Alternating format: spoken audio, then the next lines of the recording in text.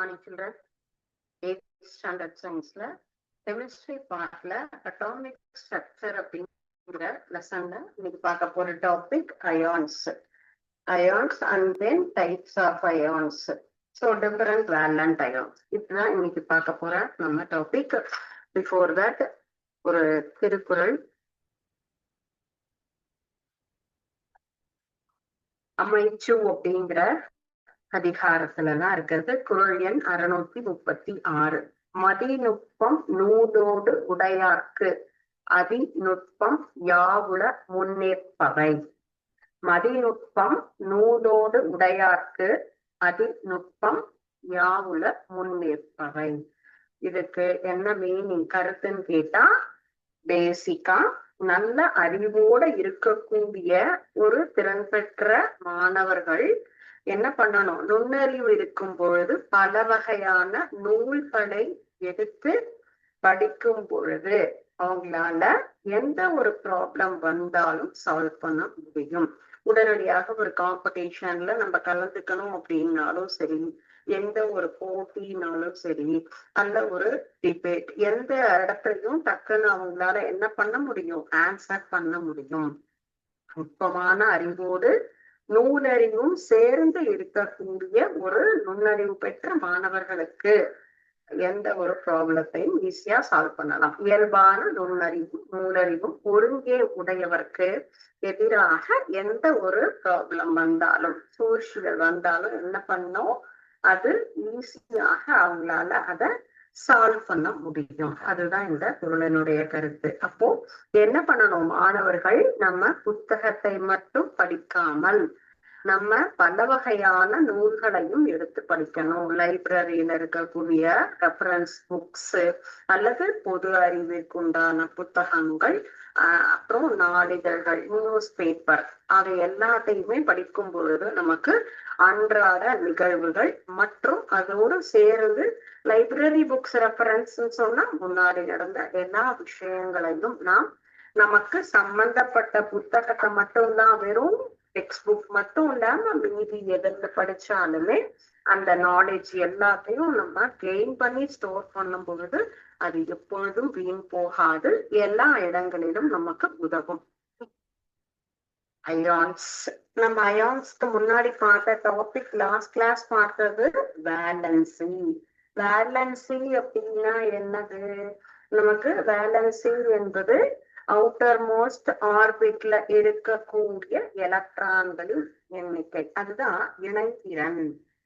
ஒரு அணுவினுடைய இணைதிறன் என்பது அது அதனுடைய வெளிக்கூட்டில் இருக்கக்கூடிய எலக்ட்ரான்களின் எண்ணிக்கை அப்படிங்கறது பார்த்தோம்.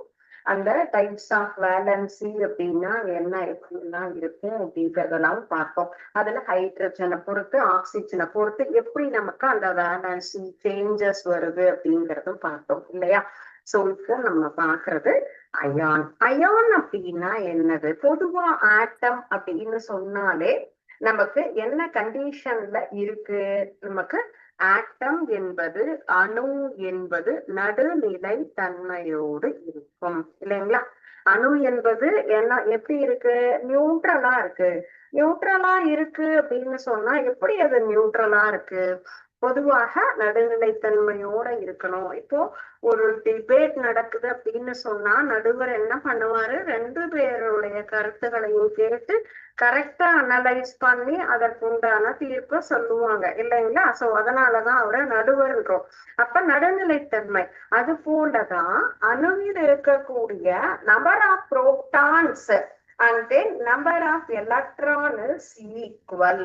யார் யாரு, number of protons and then number of electrons. So இவங்க ரெண்டு பேரும் நமக்கு என்ன சரி சமமாக இருக்கிறாங்க.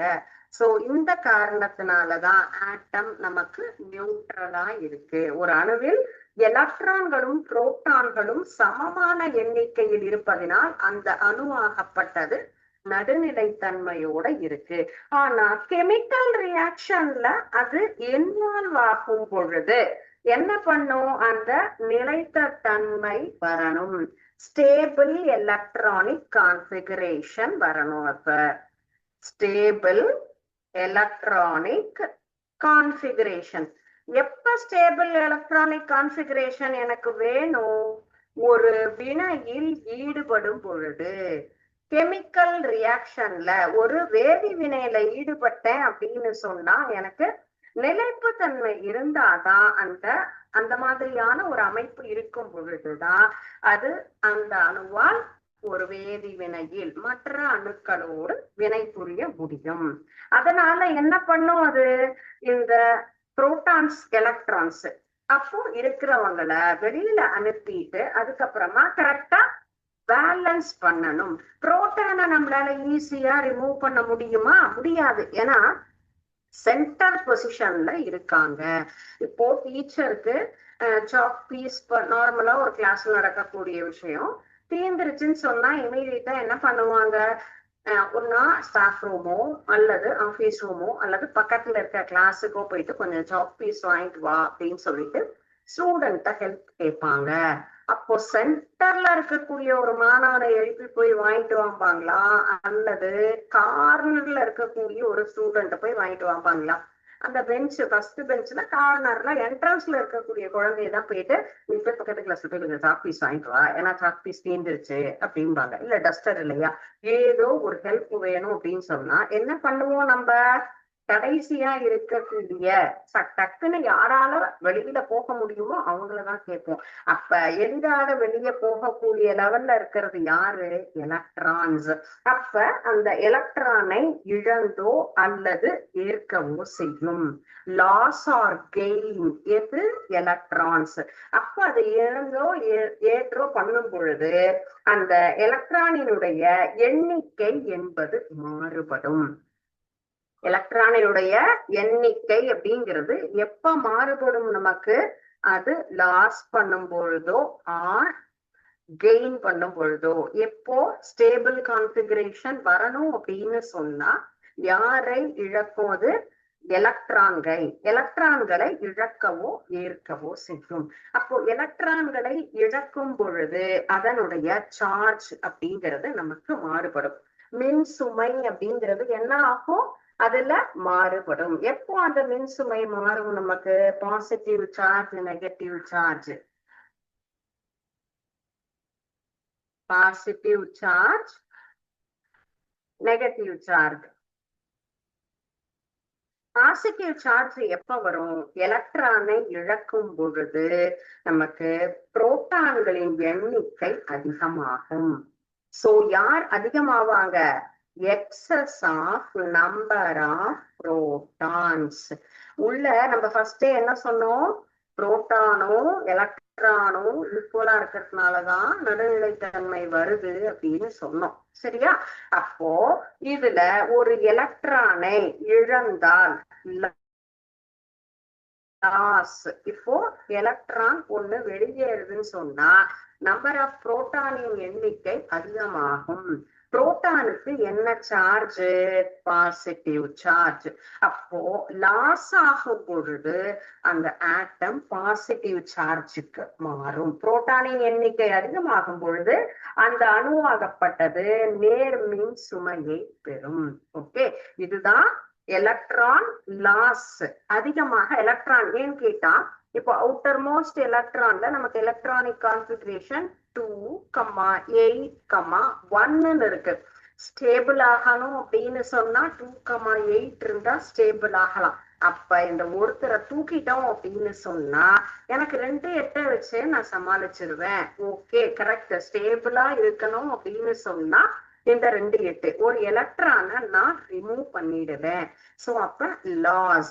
அப்போ எலக்ட்ரானின் எண்ணிக்கை குறையும். எலக்ட்ரானினுடைய எண்ணிக்கை குறையுதுன்னா நெகட்டிவ் சார்ஜ் குறையுது, பாசிட்டிவ் சார்ஜ் அதிகமாயிடும். அப்போ நெகட்டிவ் சார்ஜ் அப்படிங்கிறது எப்ப நமக்கு வரும்? எஸ், கெயின் ஆகும் பொழுது. கெயின் அப்படின்னு சொன்னா நமக்கு எப்ப கெயின் ஆகும்? கெயின் அப்படின்னு சொன்னா எலக்ட்ரான்களை ஏற்கும் பொழுது. இப்போ வெளிவட்டாரத்துல இப்போ 2,8,7 இதுல 2,8,7 இருக்கு. சோ இங்க 2,8,1 இருந்தது. 287 இருக்கு. அப்போ இவங்க ஸ்டெபிலிட்டி வரணும் அப்படின்னு சொன்னா ஒரே ஒரு எலக்ட்ரான் வரணும். சரிங்களா? சோ அப்ப அந்த ஒரு எலக்ட்ரானை ஏற்றுக்கொள்ளும் பொழுது என்ன ஆகும்? இதுல 2,8,8 ஒரு எலக்ட்ரான் என்பது புதிதாக வரக்கூடிய ஒரு கெஸ்ட். ஒரு எலக்ட்ரானை அது ஏற்றுக்கொள்கிறது. புரோட்டான் என்பது என்ன ஆகும்? Number of proton is less. Number of proton, புரோட்டானினுடைய எண்ணிக்கை என்பது இங்க குறையும். அப்ப நெகட்டிவ் சார்ஜ் எக்ஸஸ் ஆயிடும். ஏன்னா எலக்ட்ரான் உள்ள வந்திருக்காங்க. எலக்ட்ரானின் மின் சுமை நமக்கு நெகட்டிவ். அப்போ இந்த இடத்துல எலக்ட்ரான் சேரும் பொழுது அது என்ன ஆகும்? அந்த ஆட்டம்னுடைய எண்ணிக்கை ஆட்டம்ல இருக்கக்கூடிய எலக்ட்ரானினுடைய எண்ணிக்கை அதிகமாகும் பொழுது அது எதிர்மின் சுமை பெறும். சோ ஆட்டம் அயானா மாறுது. ஆட்டம் அப்படின்னு சொன்னா நார்மலா இருக்கக்கூடியது. அயான் அப்படின்னு சொன்னா எலக்ட்ரானை ஏற்றோ அல்லது எலக்ட்ரானை பெற்று கொண்டாலோ அது அயனியாக மாறிவிடும். சரிங்களா? ஒண்ணு எலக்ட்ரானை இழக்கணும் அல்லது எலக்ட்ரானை ஏற்கணும். இந்த ரெண்டுமே நடந்தா அததான் நம்ம என்ன சொல்றோம்? அயான், அயனி அப்படிங்கிறது. அதுதான் அணுன்னா நமக்கு புரோட்டான் அண்ட் தென் எலக்ட்ரான்ஸ் ரெண்டும் ஈக்குவலா இருக்கிறதுனாலதான் அது என்ன இருக்கு? நார்மலா நியூட்ரலா இருக்கு. கெமிக்கல் ரியாக்ஷன்ல இன்வால்வ் ஆகணும் அப்படின்னு சொன்னா நமக்கு ஸ்டெபிலிட்டி இருக்கணும், கரெக்டான எலக்ட்ரானிக் கான்ஃபிகரேஷன் வரணும். எலக்ட்ரானிக் கான்ஃபிகரேஷன் இல்ல, நமக்கு கெமிக்கல் ரியாக்ஷன்ல இன்வால்வ் ஆகணுங்கும் பொழுது அவுட்டர் மோஸ்ட் பார்ட்ல இருக்கிறது யாரு? எலக்ட்ரான். அப்ப ஒரு எலக்ட்ரானை இழந்தோ ஏற்றோ அந்த ஆட்டம் என்ன ஆகுது? அயனியாக மாறுகின்றது. அது நேர்மின் சுமை கொண்டதா அல்லது எதிர்மின் சுமை கொண்டதா, பாசிட்டிவா நெகட்டிவா, அதற்கு உண்டானதும் இப்போ எக்ஸ்பிளைன் பண்ணியாச்சு. Okay, understand? So positive negative எப்படி வருது? எலக்ட்ரானை இழந்தால் அந்த அணு புரோட்டான் எண்ணிக்கை அதிகமாகும் பொழுது நேர்மின் சுமை பெறும். அதே போல எலக்ட்ரானை ஏற்றுக்கொண்டால் நமக்கு புரோட்டானின் எண்ணிக்கை குறையும், அது எதிர்மின் சுமை பெறும். சோ நேர்மின் சுமை அல்லது எதிர்மின் சுமை பெற்ற ஒரு அணுவதான் நம்ம என்ன சொல்றோம்? அயனி அப்படின்னு தமிழ்ல சொல்றோம். அதுதான் இங்கிலீஷ்ல அயான் அப்படின்னு நம்ம சொல்றோம். சரிங்களா?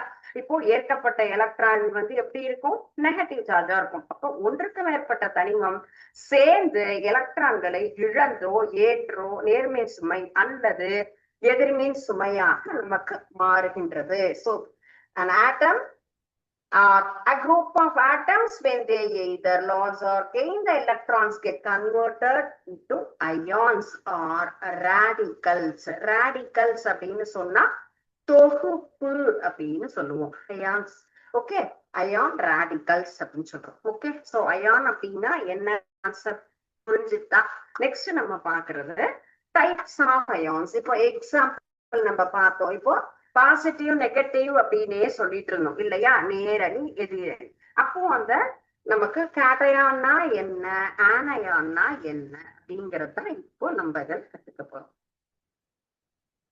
Types of ions.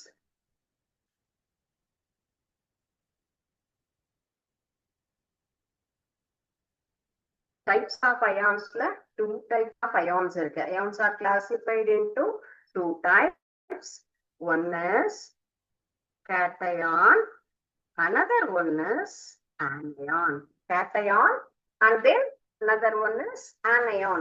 Cations அப்படின்னு சொன்னா atom loss one or more electron during the chemical reaction with a more number of positive charge. எலக்ட்ரானை இழக்கும் பொழுது ஒரு அணுவாகப்பட்டது கெமிக்கல் ரியாக்ஷன்ல இன்வால்வ் ஆகுது.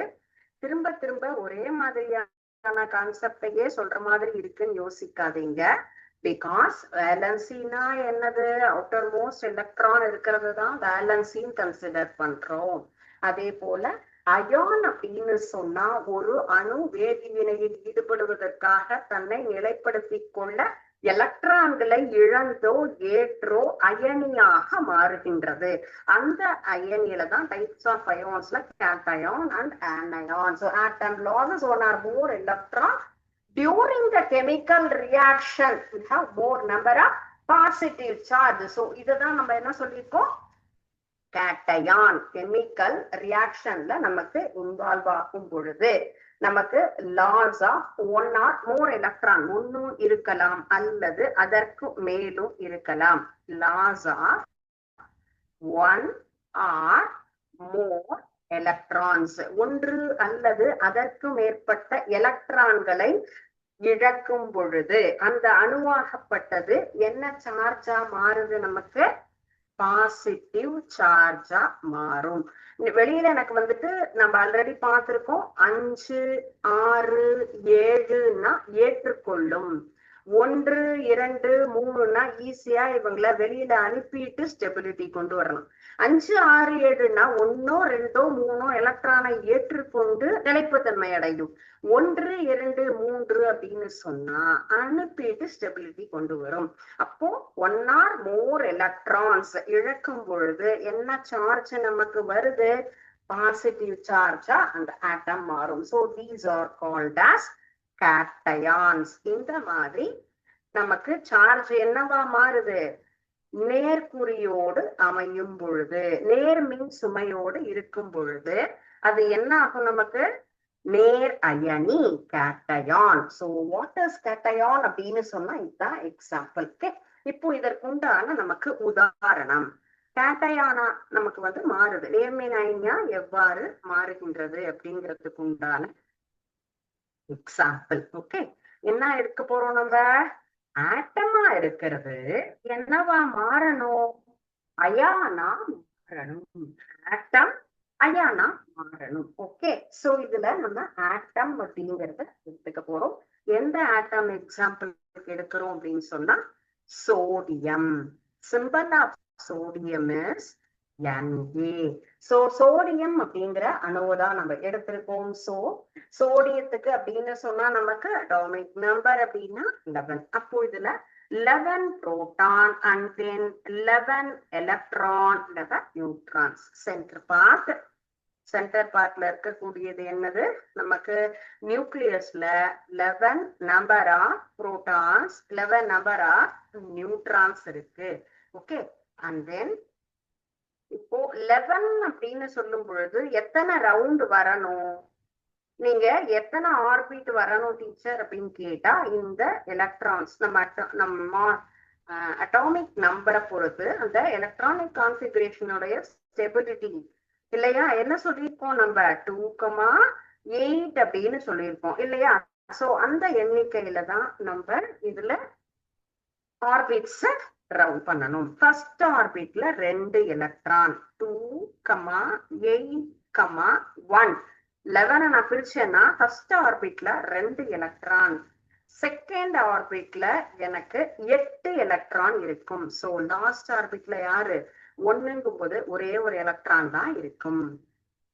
So 2,8,1. What I told to you, either 1, 2, 3 means 1 or 2, 3 electrons are revolve in the outermost orbit, means we can easily remove the electrons from the atom and change it into cation. அந்த இதுல என்னவா மாறும், நமக்கு வெளி ஆர்பிட்ல அடுத்து வெளி கூட்டுல நமக்கு 1 2 3 எலக்ட்ரான் தான் ஈஸியா வெளியில தள்ளிட்டு என்னவா மாறிடும், ஸ்டேபிளா மாறிடும். அப்ப சோடியம் அப்படின்னா 11. அப்போ அதனுடைய electronic configuration 2,8,1. First orbit 2, second orbit 8, அடுத்த ஆர்பிட் 1. அப்போ இந்த இடத்துல என்ன நிகழும், நமக்கு எலக்ட்ரான் ஒரே ஒருத்தர் தான் வெளியில இருக்காங்க. சோ -1, ஒரு எலக்ட்ரான் ஆகப்பட்டது இங்கிருந்து நம்ம என்ன பண்றோம், ரிமூவ் பண்றோம். அப்ப ரிமூவ் பண்ணினதுக்கு அப்புறமா இதுல எத்தனை நமக்கு ஃபுல்லுமே நம்ம ஆர்பிட் டிராப் பண்ணணும் அப்படின்னா 2 தான். ஏன்னா வெளியில இருக்கக்கூடிய ஒரு எலக்ட்ரானை நம்ம என்ன பண்ணிட்டோம், அனுப்பிட்டோம். அப்ப அனுப்பிட்டோம்னு சொன்னா அப்ப நமக்கு third orbit, outer most orbit அப்படிங்கிறது தேவையில்லை. சோ சென்டர் பார்ட்ல எந்த சேஞ்சஸும் கிடையாது. 11 புரோட்டான் 11 நியூட்ரான்ஸ் இருப்பாங்க. இங்க அவுட்டர் மோஸ்ட் ஆர்பிட்ல இருக்கிறதுல தான் 2 and then 8. சோ இப்போ 2,8 எலக்ட்ரான் எண்ணிக்கை என்னாச்சு, குறைஞ்சிருக்கு 10. புரோட்டான் எண்ணிக்கைங்கிறது அப்படியே தான் இருக்கு இல்லையா? ஒரு எலக்ட்ரான் போயிடுச்சு, 10 எலக்ட்ரான் 11 புரோட்டான். அப்ப என்ன அயனியாக மாறுது? எந்த அயனியா நமக்கு சேஞ்ச் ஆகுது? சோடியம் அயான், சோடியம் ஆட்டம் சோடியம் அயனியாக மாறுகின்றது. ஒரு இதுல கேட்டயான்ஸ் அப்படிங்கிறது இதுதான். பாசிட்டிவ் சார்ஜ் இன்க்ரீஸ் ஆச்சுன்னா எலக்ட்ரானை ஒரு அணு இழக்கும் பொழுது நேர்மின் சுமை பெற்று நேர் அயனியாக மாறுகின்றது. சோ ஒரு ஆட்டம் கெமிக்கல் ரியாக்ஷன்ல இன்வால்வ் ஆகும் பொழுது அதனோட எலக்ட்ரானிக் கான்ஃபிகரேஷன் 2,8,1 அப்படிங்கிறதுனா ஒரு எலக்ட்ரானை லாஸ் பண்ணி 2,8 அப்படிங்கிற அயானா சேஞ்ச் ஆகும். Sodium atom is changed into sodium ion. So இப்போ என்னது? Positive charge is increased in this area. So it is called as cation. நேர்மி சுமை அதிகமாவதால் இது என்ன சொல்றோம் நம்ம? cation. Atom gain or one or more electrons. அப்போ அது என்ன ஆகுது நமக்கு? Anion concept. Cation na lost one or more electrons during the chemical reaction. Positive charge மாறும். அதுதான் நம்ம பாசிட்டிவ் ரேடிகல்ஸ் ஆர் கேட்டயான்ஸ் அப்படின்னு சொல்றோம். ஓகே, சோ இதுதான் இப்போ கேட்டயானுடைய concept. Is this clear? Okay, next one is anion. இது ஜஸ்ட் ஆப்போசிட். ஓகே, இதற்கு அடுத்த அப்படியே நேர்மாறாக நம்ம இதை எடுத்துக்க போறோம். அனயான்ஸ் அப்படின்னு சொல்லும் பொழுது என்ன ஆகும்? Atom gain or one or more electron. Concept is gain one or more electrons. ஒன்று அல்லது அதற்கு மேற்பட்ட எலக்ட்ரானை ஏற்றுக்கொள்வதால் அந்த அணுவினுடைய சுமை என்னவா மாறும்? நமக்கு நெகட்டிவ் சார்ஜா மாறும். In chemical reaction that atom gain one or more electrons will have more number of negative charge on it. So these are all called as anion or negative radical. So இதுல என்ன charge நமக்கு increase ஆகும்? Negative charge. Negative charge increase ஆகும் பொழுது என்னவா convert ஆகும்? anions or negative radical. Positive radical or negative ரேடிக்கலா மாறுது. ஓகே, எதிர்மின் சுமை வேதி வினை நிகழும் பொழுது அணு ஒன்று அல்லது அதற்கு மேற்பட்ட எலக்ட்ரானை ஏற்றுக்கொள்ளும் பொழுது எதிர்மின் சுமை பெறும். அது எதிரயனி அல்லது எதிரயனி தொகுப்பு அப்படின்னு நம்ம எடுத்துக்கலாம். ஓகே, சோ இதற்கு நம்ம எக்ஸாம்பிளா எடுத்துக்கிறது குளோரின். ஓகே, குளோரின் அப்படின்னு சொன்னா 17. சோ 17 அப்படின்னு சொன்னா எலக்ட்ரானிக் கான்ஃபிகரேஷன் என்ன இருக்கணும்? 2, 8, 8 2 10, 17 வரணும். அப்ப யார் இருப்பாங்க கடைசியா? 7. அவுட்டர் மோஸ்ட் ஆர்பிட்ல இருக்கக்கூடிய எலக்ட்ரானுடைய நம்பர் 7 இருக்கும். 7 இருக்கிற பட்சத்துல 7 பேரை வெளியில அனுப்புறது கஷ்டமா? ஒரே ஒருத்தர் உள்ள கொண்டு வந்துட்டு ஈஸியா நமக்கு 2,8,8 மாறுறது ஈஸியா? ஒருத்தரை நம்ம ஏற்றுக்கொண்டால் எளிதாக நிலைப்புத்தன்மை பெற முடியும். எப்பொழுது? வேதி வினையில் ஈடுபடுவதற்கு. ஓகே, சோ இப்போ சென்டர்ல நமக்கு வந்து இந்த 17 புரோட்டான் 17 நியூட்ரான்ஸ் 2,8,7. அப்ப எத்தனை ஆர்பிட் நம்ம டிரா பண்ணணும்? எஸ், 3 ஆர்பிட்ஸ் அப்படிங்கறத டிரா பண்ணணும்.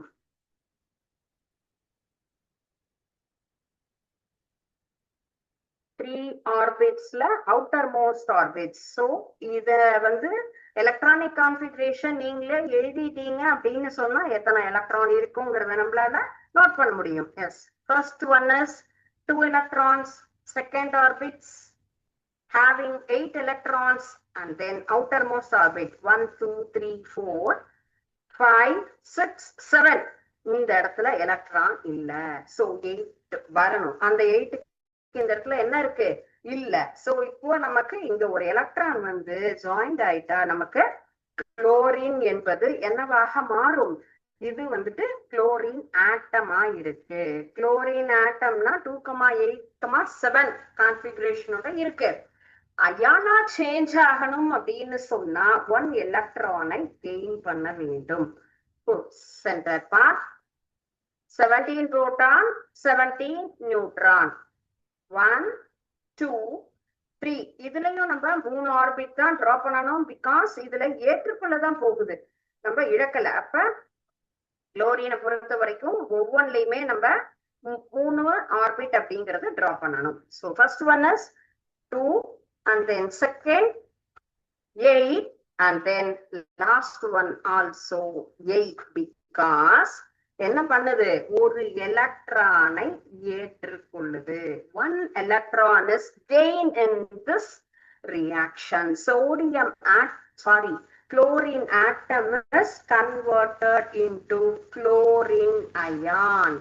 So இப்போ இதுல யார் அதிகமாயிட்டாங்க, உள்ள இருக்கிறது 17 புரோட்டான் தான், வெளியில ஆனா 2,8,8 total is 18 number of electrons, 17 number of protons. So negative charge is increased, so that is called as anion or negative radical. So clear? So இதனுடைய மின்சுமை எவ்வாறு அதிகரிக்கும், மின்சுமை யாரை பொறுத்து அதிகரிக்கும், இருக்கக்கூடிய எலக்ட்ரானின் எண்ணிக்கையை பொறுத்து. அது புரோட்டானை விட குறைஞ்சது அப்படின்னு சொன்னா என்ன ஆகும், நமக்கு பாசிட்டிவா இருக்கும். புரோட்டானை விட அதிகமாச்சுன்னா நெகட்டிவ். சோ இப்ப chlorine atom is changed into chlorine ion. இது எதிர்மின் சுமை கொண்ட அயானாக இருக்கும். ஏன்னா இதுல number of electrons are increase in this place. Okay, so புரியுதாப்பா? இப்போ what is ion and then what are the types of ions, cations, anions அப்படிங்கிறதையும் நம்ம இப்ப தெளிவா பார்த்துட்டோம். Is it clear? Is there any doubt in this topic? No. Next one is different valent ions. Different valence ionsனா அயனிகள்ல எவ்வாறு அதனுடைய இணைதிறன்கள் நமக்கு மாறுபடுது அப்படிங்கறத நம்ம பார்க்க போறோம். Okay. Before that, I am going to show one small simulation related to this concept.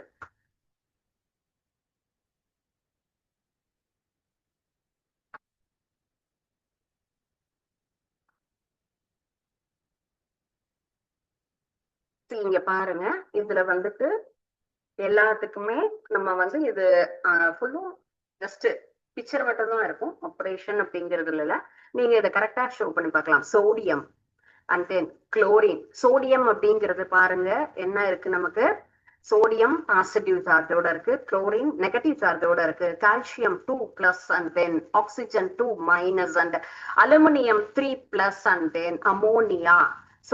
So இந்த மாதிரி +1 and so chlorine அயான்ங்கிறது எப்படி இருக்கும். சோ நெகட்டிவ் சார்ஜ் அப்படின்னா கெயின்ட் எலக்ட்ரான், நெகட்டிவ் சார்ஜ்ங்கிறது கெயின்ட் எலக்ட்ரான்ஸ். இப்போ குளோரின் அப்படிங்கறத நம்ம எக்ஸ்பிளைன் பண்றோம் அப்படின்னு சொன்னா, குளோரின் என்பது என்ன ஆயிருக்கு, புரோட்டான் 17, எலக்ட்ரான்ஸ் 18, நெட் சார்ஜ் 1, அதிகமாக எலக்ட்ரான் இருக்கு. இப்ப நம்ம பார்த்தோம்ல அதே கான்செப்ட். சோ குளோரின் அப்படிங்கிறது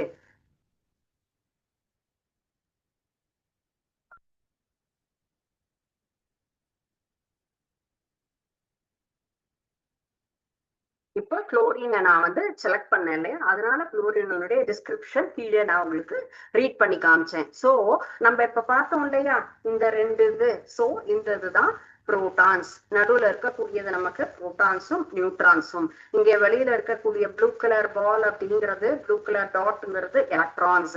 இதுல என்ன இருக்கு, நமக்கு ஒரு எலக்ட்ரான் என்பது நமக்கு வரணும். சோ அந்த ஒரு எலக்ட்ரான் வரும் பொழுதுதான் அது அந்த சார்ஜ் கிடைக்கும். பாருங்க, சோ நெகட்டிவ் சார்ஜ் ஏன் நெகட்டிவ் சார்ஜா மாறுது, கெயின்ட் எலக்ட்ரான், புரோட்டான் எண்ணிக்கை 17, எலக்ட்ரான் எண்ணிக்கை 18, net charge -1, monoatomic ion, ஒரே ஒரு எலக்ட்ரானை ஏற்றுக்கொண்டுள்ளது.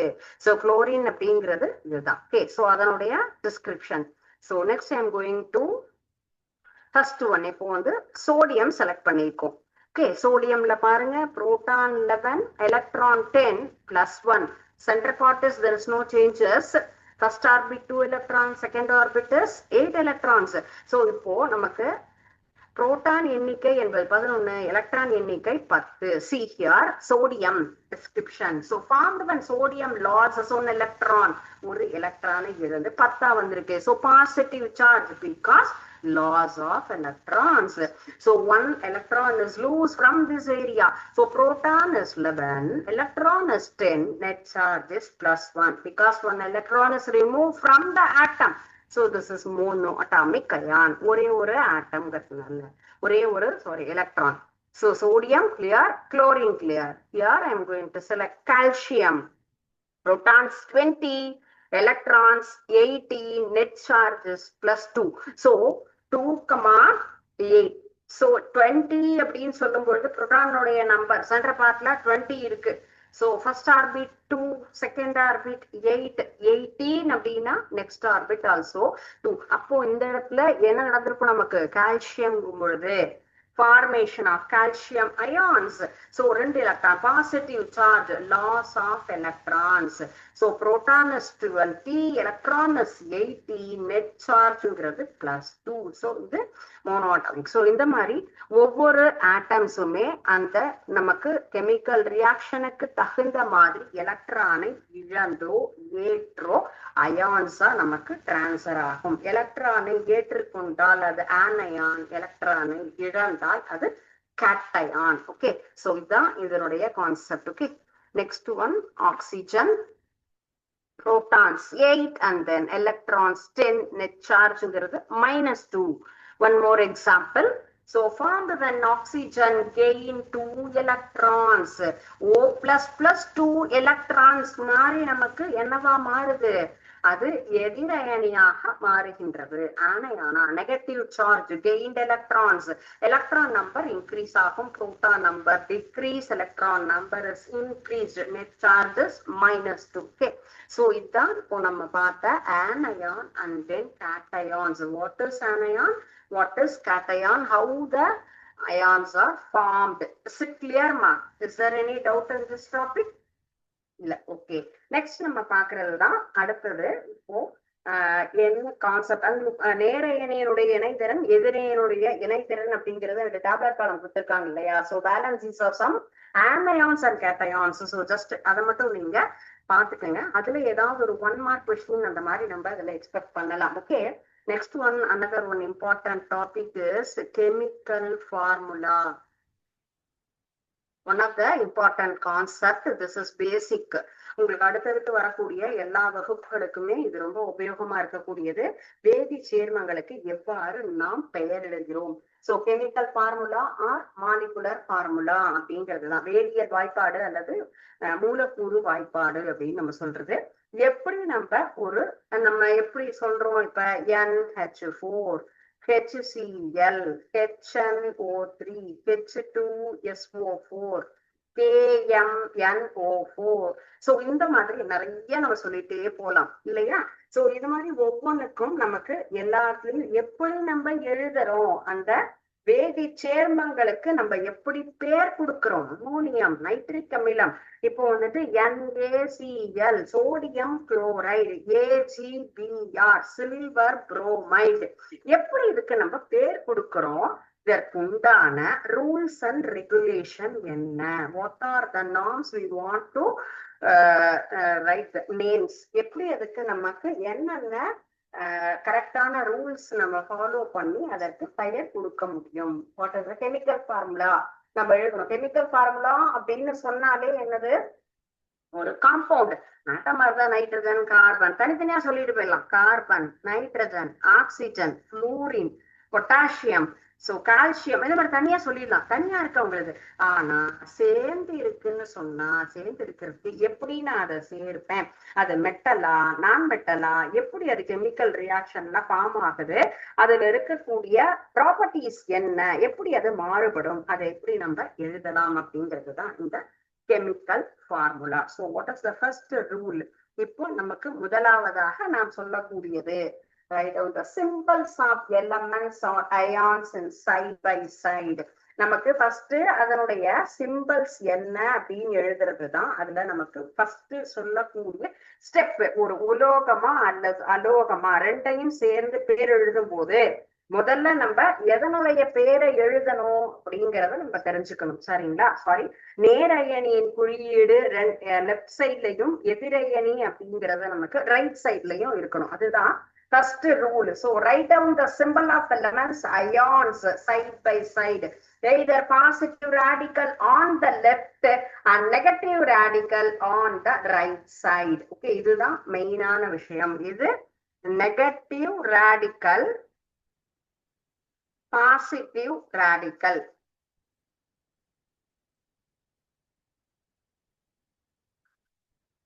அது என்ன மின்சுமையோட நேர அயனியின் குறியீடு என்பது எதுல இருக்கணும் நமக்கு லெப்ட் சைடு.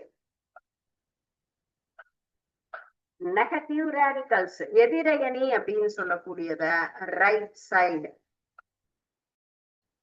சோ இதுதான் first step to write the chemical formula. So அடுத்தது நம்ம பாக்குறது write the balances of two radicals.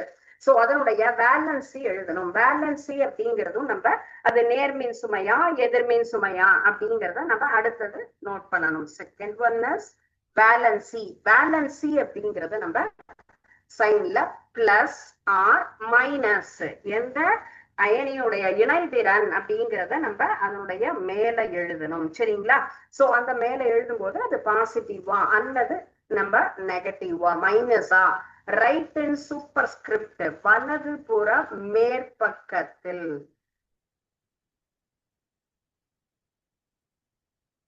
இங்க மேலதான் எழுதுவோம் இல்லையா, ஏஜி பிளஸ் அப்படின்னு எழுதுறோம்ல, சிஎல் மைனஸ் வலதுபுற மேற்பக்கத்துல எழுதுறதுதான் சூப்பர் ஸ்கிரிப்ட். இந்த சைனை நம்ம எழுதக்கூடியது. This is second step.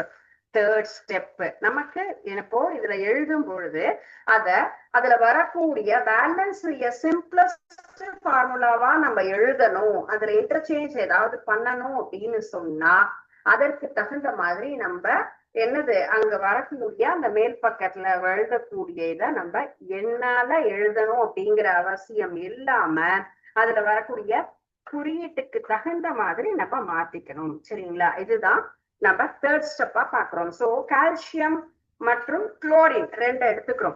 Calcium chlorine.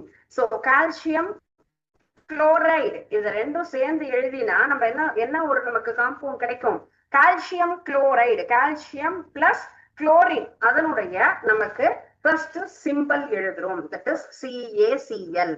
Chemical formula எப்படி எழுதணும் அப்படிங்கிறதுக்கு ஸ்டெப் 1 எதுக்கு எழுத போறோம், கால்சியத்துக்கும் குளோரினுக்கும். அதனுடைய சிம்பிள் என்னது, Ca அப்படிங்கிறது கால்சியம், குளோரின் அப்படிங்கிறது Cl. ஓகே, Caங்கிறது கால்சியத்தோடது and then Clங்கிறது குளோரினோடது. Write the balances of calcium and the chlorine. Step 2. Want to write the valencies. வேலன்சினா என்னது, அவுட்டர்மோஸ்ட் எலக்ட்ரானிக் கன்ஃபிகரேஷன். கடைசியா இருக்கக்கூடிய எலக்ட்ரான்களினுடைய எண்ணிக்கை. Ca-னா 2, Cl-னா 1. குளோரினுக்கு ஒரு எலக்ட்ரான் இருக்கும், கால்சியம்னா 2 எலக்ட்ரான் இருக்கும். சோ இத ரெண்டையுமே இன்டர்சேஞ்ச் பண்ணி எழுதுறதுதான் ஸ்டெப் 3. ஸ்டெப் 1ங்கிறது நமக்கு simple. We want to write the symbol, that is step 1, and then step 2 valency write பண்ணணும். and அடுத்ததா நம்ம செய்யக்கூடியது இன்டர்சேஞ்ச்.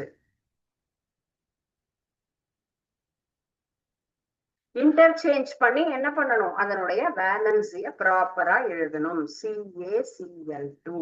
சோ இதுதான் நம்ம இப்ப எழுதுறோம். பட் கெமிக்கல் ஃபார்முலா நார்மலா நம்ம எழுதும்போது இந்த மாதிரி இப்ப எழுதுறது இல்ல. கரெக்டா எப்படி எழுதணும், கீழே மேல எழுதணும்னு சொன்னா நம்ம என்ன எழுதணும், வேலன்சியினுடைய அயான் சிம்பிள் தான் சூப்பர் ஸ்கிரிப்ட்ல நம்ம எழுதணும். ஆனா கீழே நமக்கு கெமிக்கல் ஃபார்முலான்னு எழுதினா CaCl2 அப்படிங்கறதான் எழுதணும். சோ தனிமத்தினுடைய இணைதிறனை மாற்றி அமைச்சு நம்ம சரியான மாலிகுலர் ஃபார்முலாவா எழுதணும்னா இதான் எழுதணும்.